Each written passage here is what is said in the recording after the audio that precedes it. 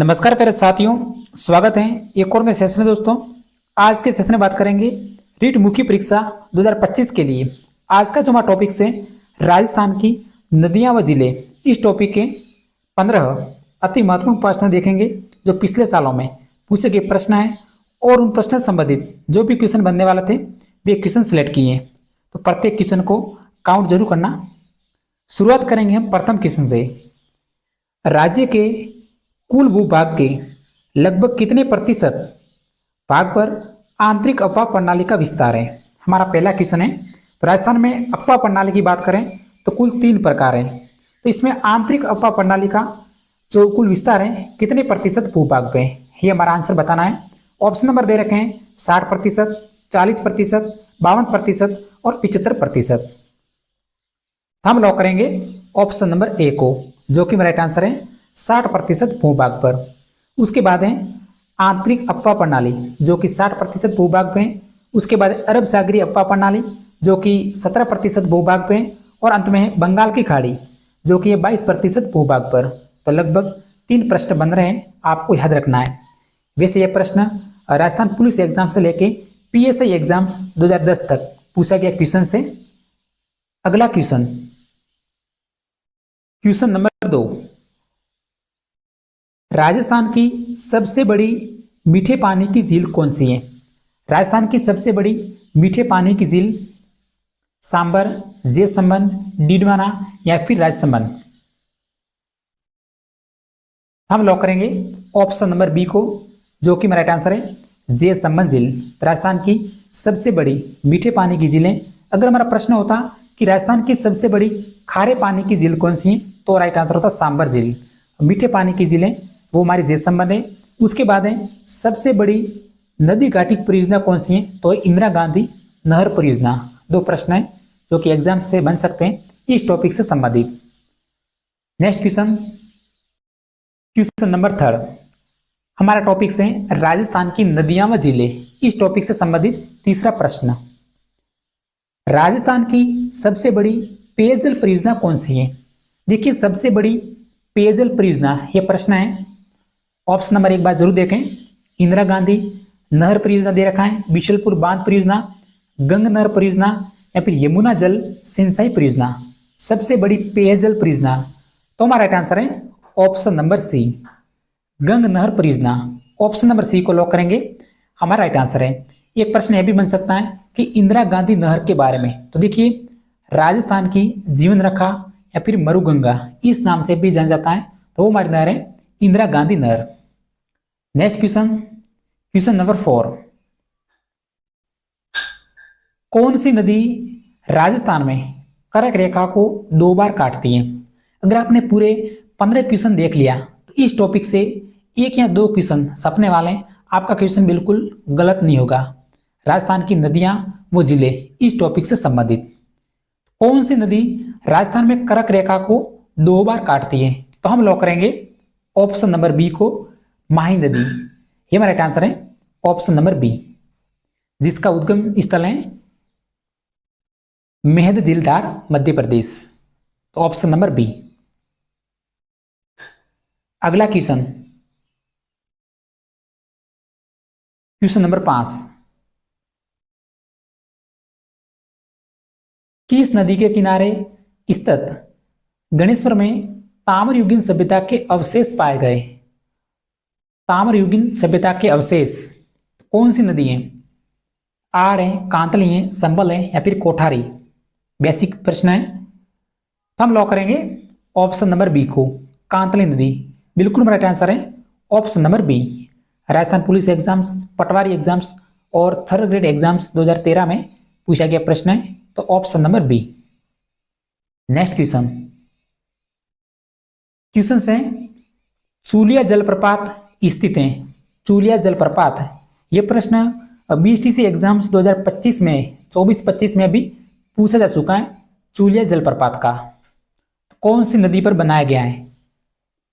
तो बिल्कुल बेसिक प्रश्न है। इसका जो हमारा राइट आंसर है ऑप्शन नंबर बी को लॉक करेंगे, संबल नदी पर। Option number B.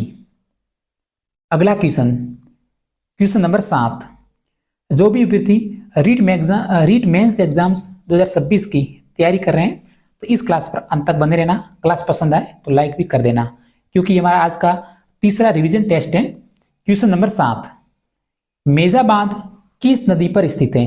मेजा बांध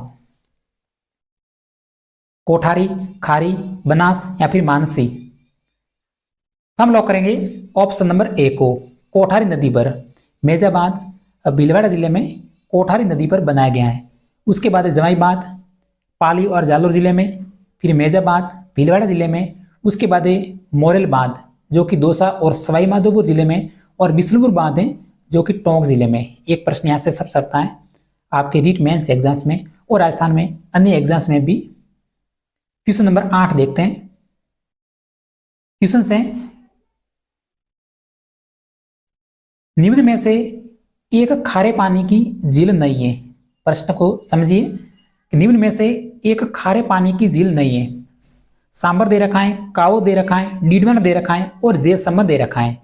हमने इसका जिक्र पहले भी किया है, तो तुरंत आपको आंसर आना चाहिए। एग्जाम रिलेटेड क्वेश्चन है तो बिल्कुल लॉक करेंगे ऑप्शन नंबर डी को, जयसमंद झील। ये राजस्थान की मीठे पानी की सबसे बड़ी झील है। बाकी सांबर झील, काओ झील, जैसलमेर और डीडवाना झीलें ये हमारी खारे पानी की झीलें। तो ऑप्शन नंबर डी। अगला प्रश्न, क्वेश्चन नंबर 9, राजस्थान के ऐसे कौन से 2 जिले जिनमें अभी तक कोई भी नदी नहीं है? कौन से 2 जिले हैं बताइए जल्दी से आंसर। तो हम लॉक कर देते हैं ऑप्शन नंबर बी को, बीकानेर और चूरू। ये 2 ऐसे जिले हैं जिसमें राजस्थान में अभी तक कोई भी नदी नहीं है। तो option number B. Question number 10, Banas नदी का उद्गम स्थल बताइए। बनास नदी, तो ये पर भी प्रश्न आपको याद रखना है। राजस्थान की मुख्य नदी मानी जाती है बनास नदी, तो इसका उद्गम स्थल पूछा है। जनापाव की पहाड़ियां मऊ मध्य प्रदेश, खमनोर की पहाड़ियां राजसमंद, खंडेला की पहाड़ियां सीकर या फिर बैराट की पहाड़ियां जयपुर?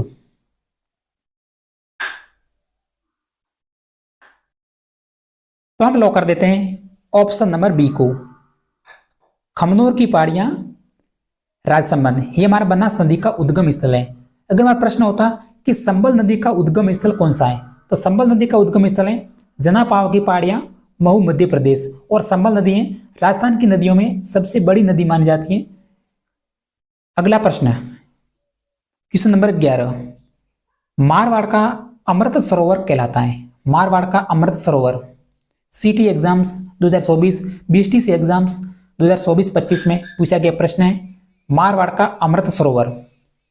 तो जल्दी से हम लॉक कर देते हैं ऑप्शन नंबर ए को, जवाई बांध, जो कि हमारा राइट आंसर है option number A. Question number 12, किस झील के किनारे टोड रॉक व नन रॉक प्रसिद्ध हैं?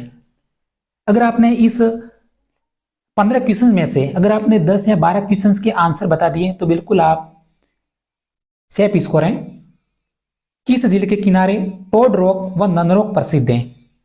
तो जल्दी से लॉक कर देते हैं ऑप्शन नंबर ए को, नक्की झीलें, जो कि हमारा राइट आंसर है ऑप्शन नंबर ए।